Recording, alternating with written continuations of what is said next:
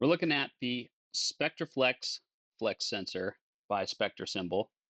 Their most recent innovation in the flex sensor series that they've made. These sensors have been around for a long time.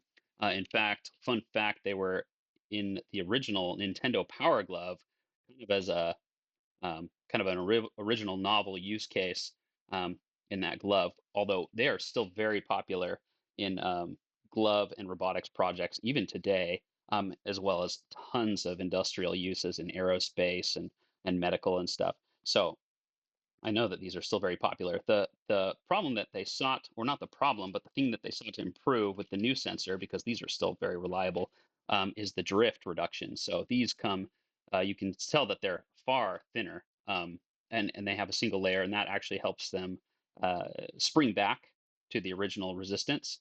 These are kind of a standard or a default resistance of between like 15 to 20K ohms, um, and they can bend quite tight and maintain their integrity. This is about a 3 millimeter screwdriver. I think it goes down to 2 millimeters without causing a kink or a problem.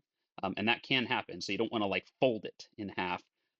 Also, you always want to make sure to bend it away from the printed side, um, so that you don't cause undue wear and tear. Um, this is, like I said, the original.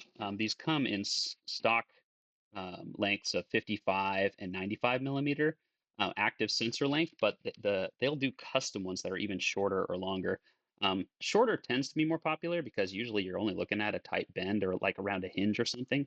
But the broad bend can still be very useful if you want to kind of have that broad bend. Um, I know that there's 5 stock connectors that you can just order right off their site or off Amazon. That can be really helpful to use them just right out of the box. I know you can also just do a simple contact on their website for custom or bulk orders for larger products. They do that kind of thing all the time, I understand.